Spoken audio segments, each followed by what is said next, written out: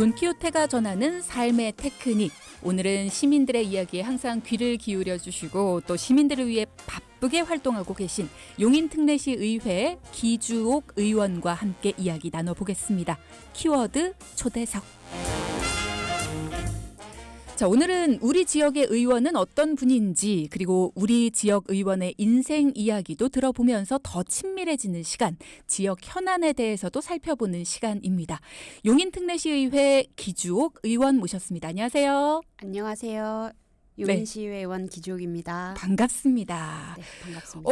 본인 소개를 좀 부탁드려 볼까요? 네. 짧은 키워드로 저를 먼저 소개하자면 네. 저는 요즘 방식으로 네. ENFJ, ENFJ. 네, 그리고 스타트업 출신, 어. 용인 토박이, 그리고 한 1세, 3세 아이를 둔 엄마 시의원입니다. 그렇군요. 네. 반갑습니다. 반갑습니다.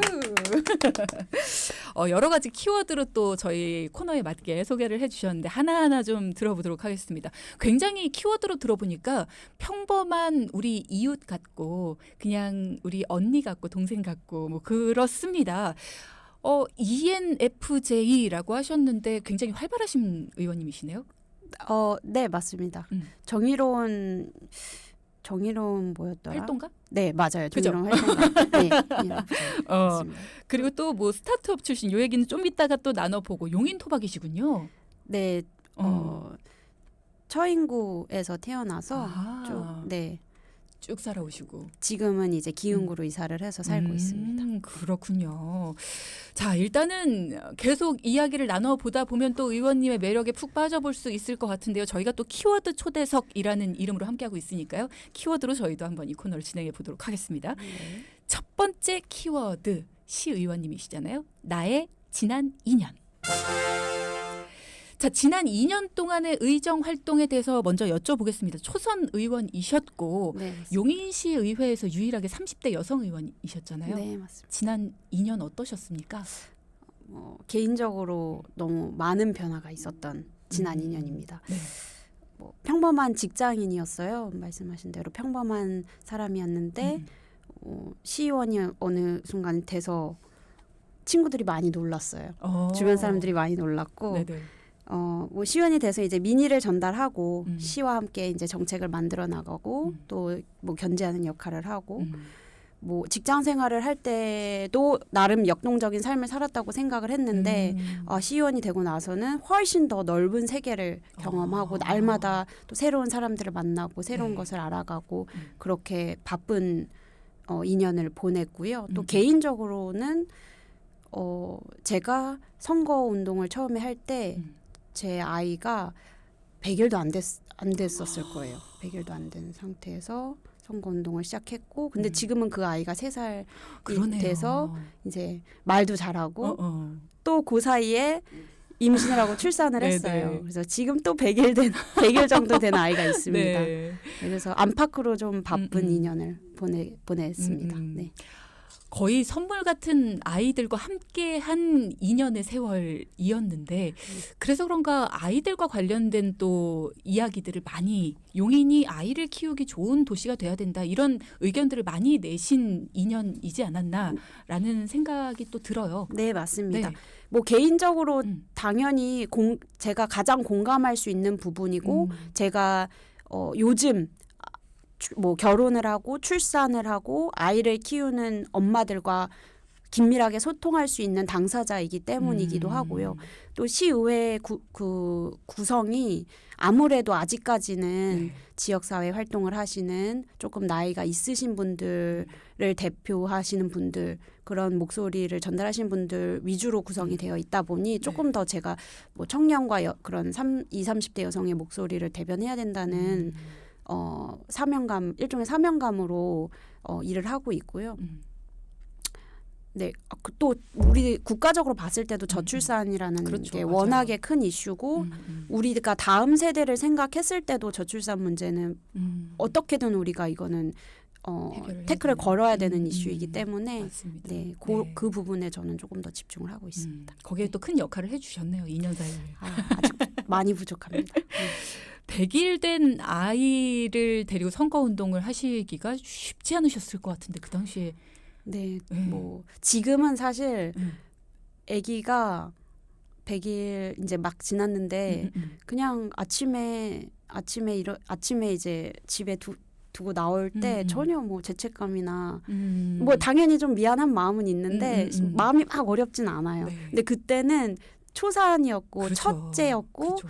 또 뭐 막 모성애가 뭐 들끓던 시기여서 그 아기는 아직 엄마도 못 알아보는데 아기 두고 나가는 게 어찌나 미안하고 힘들던지 그리고 이제 돌아왔을 때 아기가 막 눈을 잘 못 마주치고 엄마를 못 알아보는 것 같은 거예요. 근데 지금 생각하면 그게 너무 당연한 건데 그렇죠. 네. 그때는 얘가 엄마랑 시간을 너무 못 보내서 엄마를 못 알아보는 것 같아. 그리고 막 울기도 하고 그랬던 기억이 나네요. 그렇군요.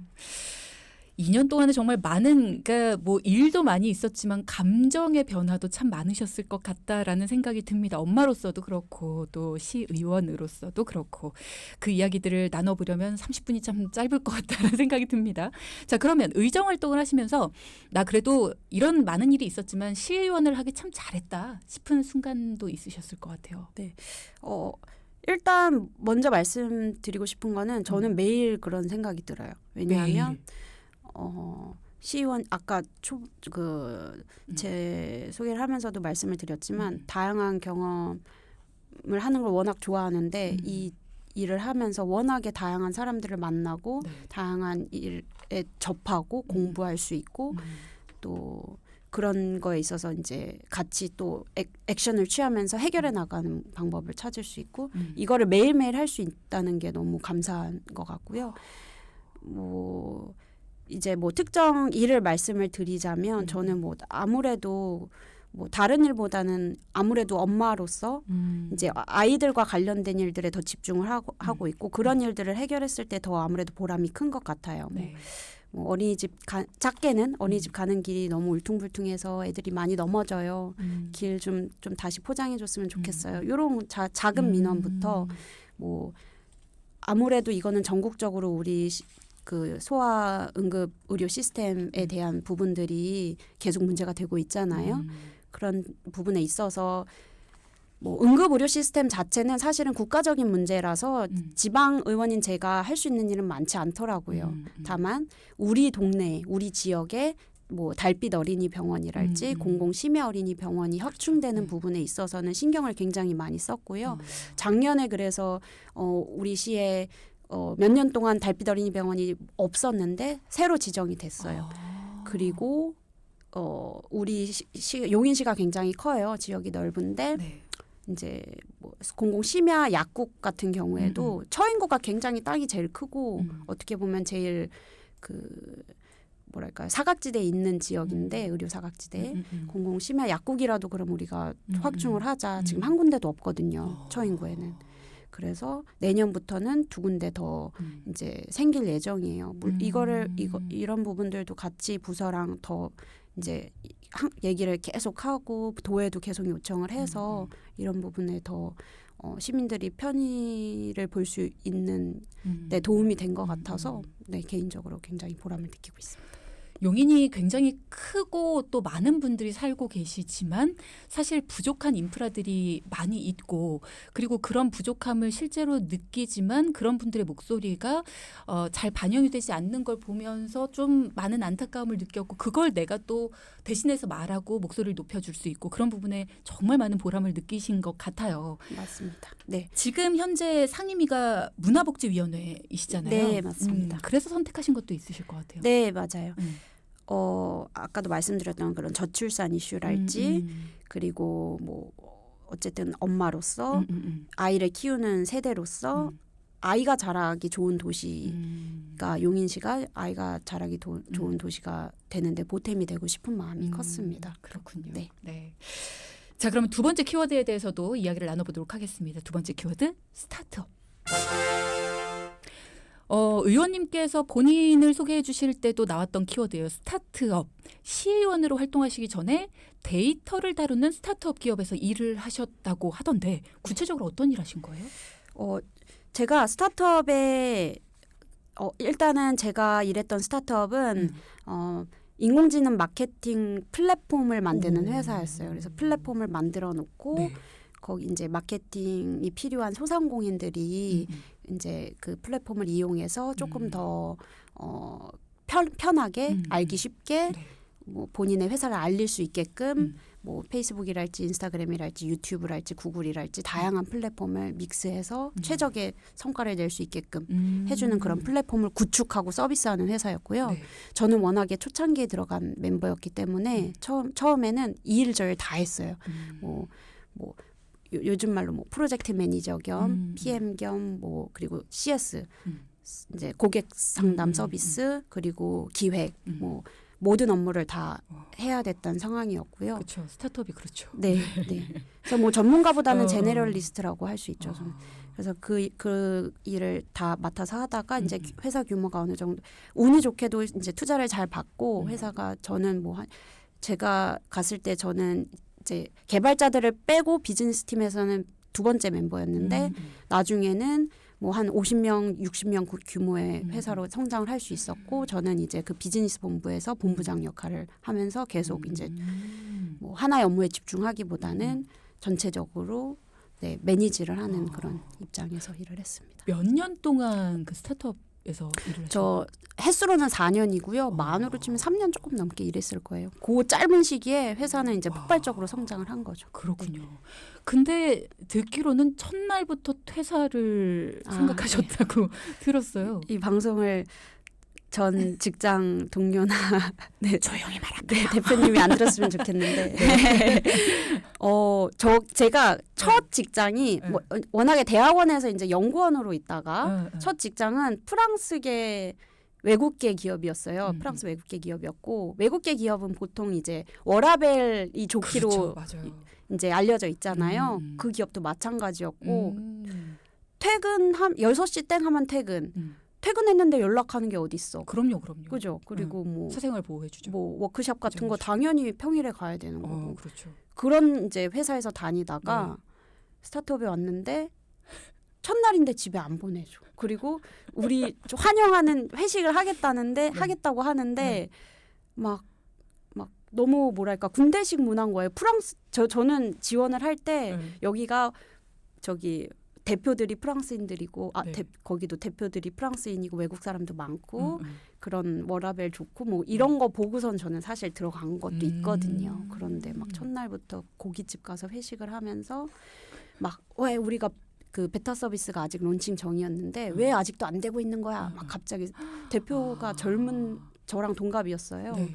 그런데 약간 군대식 문화도 있고 집에 안 보내주고 그 자리에서 다시 회사를 가서 밤 12시에 다시 회사를 가서 12시. 베타 서비스 론칭을 지금 하자 이러는 거예요. 다들 근데 노트북을 주섬주섬 꺼내는 거예요. 그 자리에서 아무도 뭐라고 못하고 그래서 이 회사는 안 되겠다. 도망가야 되나? 그 생각을 하고 집에 갔던 기억이 있어요. 사장님이 잘못하셨네요. 그만 안 되죠. 근데 뭐 장점도 많으신 분이라서 네, 이렇게 마무리하겠습니다. 네. 뭐 들으셔도 되게끔 마무리하겠습니다. 자, 이렇게 해서 많은 일을 하시며 또 개인 발전도 많이 이루시고 또 급성장한 회사에 계셨는데 세 번째 키워드는 이겁니다. 정치인 기주옥.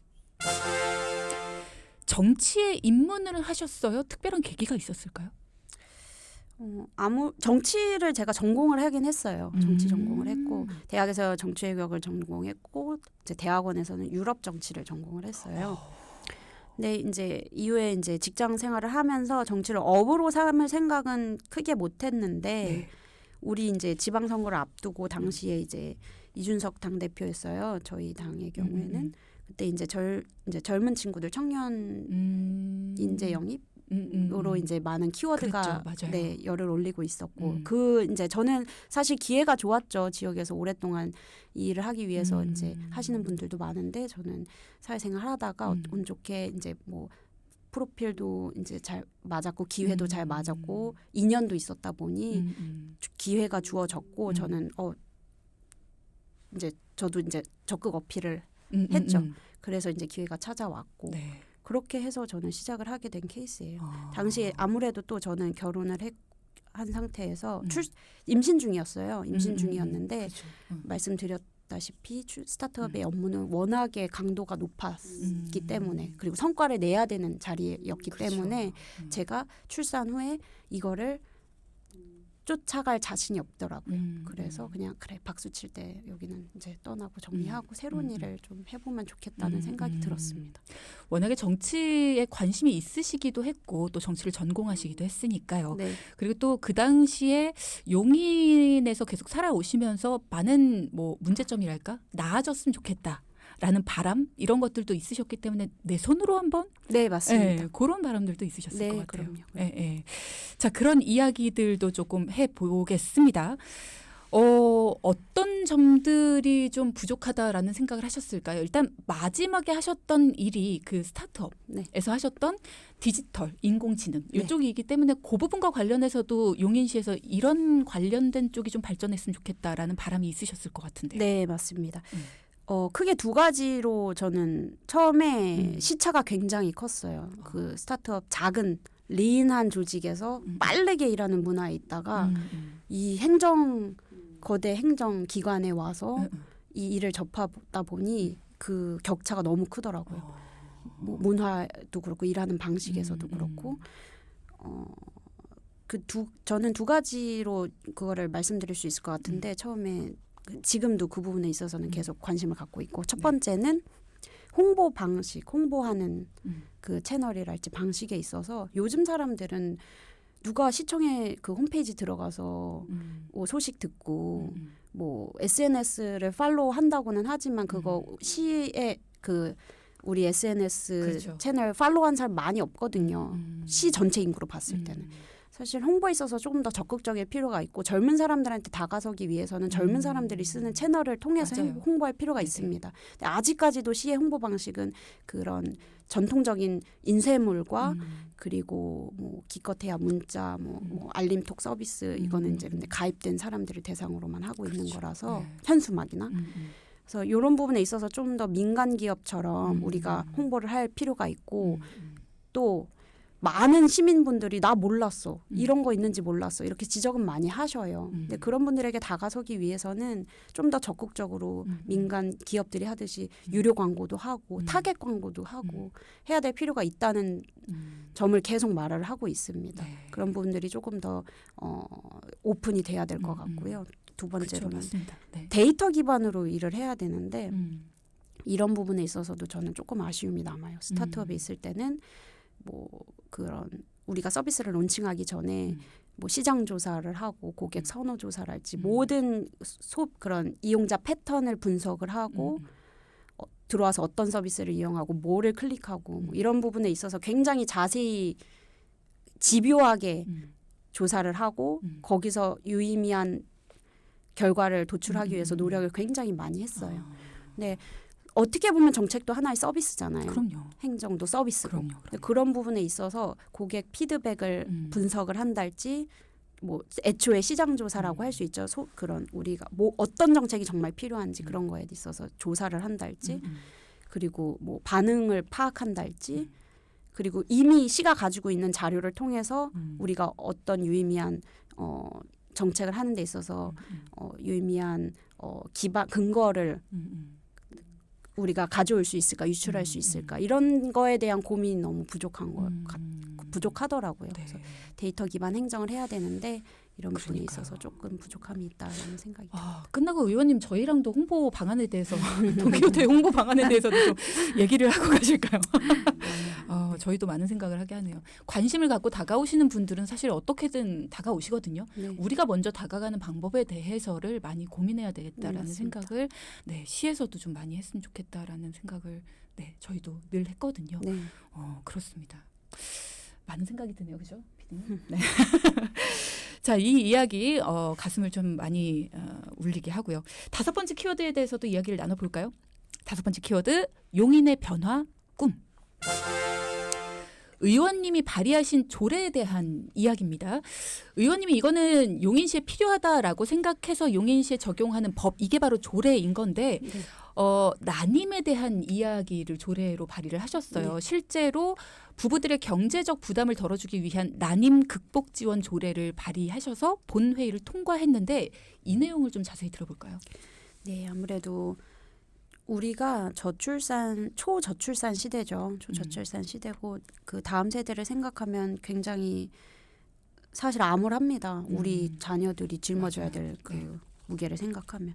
그래서 출산율을 높이는 게 우리 국가의 명운이 달린 일이라고 할 정도로 중요한 일이라고 생각을 해요. 네네. 근데 제가 그 뭐 가임 시기의 여성으로서 주변 친구들을 보면은 결혼을 안 하는 친구들이 확실히 많아요. 결혼을 안 하는 친구들이 많은데 네. 결혼을 하는 친구들 중에서는 아이를 낳지 않기로 선택하는 친구들도 물론 있는데 그만큼이나 아이를 낳고 싶은데 그게 잘 안 되는 친구들도 맞아요. 굉장히 많아요. 맞습니다. 굉장히 많습니다. 그리고 그 친구들이 하는 노력들을 가까이서 보니 너무 고통스러워요. 너무 힘들고 육체적인 것뿐만 아니라 경제적으로도 네. 굉장히 부담이 많이 되고 결국은 직장을 다니고 잘 나가고 인정받는 친구들도 그 과정이 너무 뭐 육체적으로도 힘들고 사실 그리고 뭐 휴가도 많이 써야 되고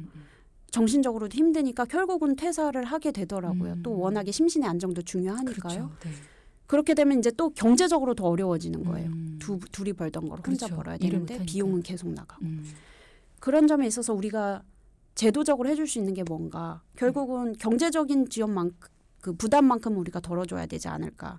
저출산 시대라고 해서 우리가 정말 천문학적인 그런 예산을 써서 뭐 각종 정책을 하고 있는데 정작 의지가 있는 분들 난 출산을 하고 싶어 하시는 분들이 경제적인 부담으로 인해서 포기하는 일은 없어야 되지 않을까 하는 생각에서 여러 그 우리가 지원해 줄 수 있는 부분이 그 이제 보험이 되는 부분이 있고 안 되는 부분이 있잖아요. 그래서 우리가 최소한 그 보험이 되는 부분에 있어서 본인 부담금도 이미 발생을 하고 있으니까 그런 거는 우리가 더 지원을 해주자.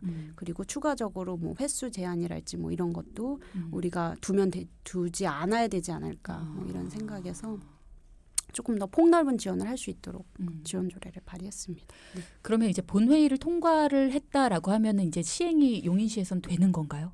네, 지금 시행이 되고 있어요. 올해 이미 시행이 됐고 네. 올해 9월까지로만 해도 약 1,700여 명 정도가 추가 지원을 받을 수 있었습니다. 이 조례로 인해서. 그렇군요. 네. 굉장히 많은 분들이 도움을 받고 감사함을 보이실 것 같아요. 마음을 가지실 것 같은데 더 많은 부분에서도 또 도움을 주고 싶다라는 생각을 하실 것 같아요. 추가적으로 또 더 이렇게 지원 방안을 생각하고 계신 부분도 있나요?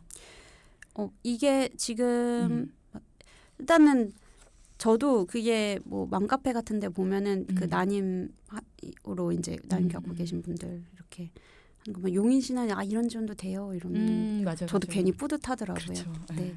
그래서 뭐 당연히 추가 지원에 있어서는 재원이 되는 한에서는 시도 적극적이고요. 그 부분에 있어서는 뭐 그래서 지금 같은 경우에는 두 분이 다 용인 시민이셔야 되는데 그런 거를 조금 더 완화를 한달지 그러니까 신청자 본인이 용인 시면은 가능하도록 이거는 아직 논의 중에 있습니다. 이런 부분들은 논의 중에 있고 또 뭐 다른 이제 그렇습니다. 논의 중에 있는 것들이 여러 가지 있는데 아직까지는 그게 그렇죠. 이제 결정된 부분이 아니니까 제가 말씀드리기가 조금 그렇죠. 조심스럽습니다. 네. 일단은 뭐 여러 가지를 생각하고 계시고 더 많은 분들한테 이야기를 듣고 의견을 들어서 더 많은 분들이 혜택을 보실 수 있도록 더 많이 주장하시고 더 많이 혜택을 넓히실 생각이다라는 말씀이셨고요. 자, 다음 5번째 키워드입니다. 용인시의 가능성과 향후 계획. 의원님께서 보시는 용인시의 가능성은 뭐라고 보시는지 또 임기 중에 꼭 이루고 싶은 계획은 어떤 게 있으신지도 궁금해요. 용인시의 가능성은 무궁무진하죠. 워낙에 지금 뭐 아시겠지만 반도체 그렇죠. 중심 도시로 부각이 되고 있고 많은 그 기업들이 이주를 할 계획이고 또 그에 따라서 많은 분들이 또 유입이 될 예정이지요. 그 예상을 할 수 있는데요. 감사한 일이에요. 요즘 같이 이렇게 인구가 감소하고 있고 또 뭐 인구 소멸 지역이라는 명칭까지 생길 정도로 어려운 지자체들이 많은데 그럼요. 용인시는 인구가 늘어날 예정으로 되어 있고 또 세수도 들어오는 기업만큼 더 확충이 되겠죠. 네. 그런 면에서 할 수 있는 일도 많이 있다고 생각을 해요. 제가 한 30초 남아 있습니다. 아, 네. 의원님, 네. 시간이 그래서 많지 않네요. 네. 저는 결국은 그런 네. 분들이 오셔서 살기 좋은 도시 만들어야 되잖아요. 우리가 음. 산업도 중요하지만. 네. 그래서 아이 키우기 위해 좋은 도시 만들겠다는 거에 제 남은 임기를 더 보내려고 하고 있습니다. 지난해에 경기도 시군의회 의장 남북권협의회에서 수여하는 의정활동 분야 표창 수상자로 선정이 되셨고요. 일단 축하드리고요. 좀 감사합니다. 늦었지만. 네. 오늘 이야기를 나누면서 민의를 대신하는 시의원이 왜 이렇게 다양한 사람들 중에서 뽑혀야 되는지가 굉장히 많이 공감되는 시간이었다. 이야기를 들으면서 그런 생각이 많이 들었습니다. 오늘 이야기 들으면서 많은 분들이 의원님께 응원의 문자도 주셨거든요. 멀리서나마 응원합니다. 이런 얘기도 주셨고 다 소개를 못 드려 아쉽네요. 오늘 수고 많이 하셨습니다. 고맙습니다. 네, 감사합니다. 네.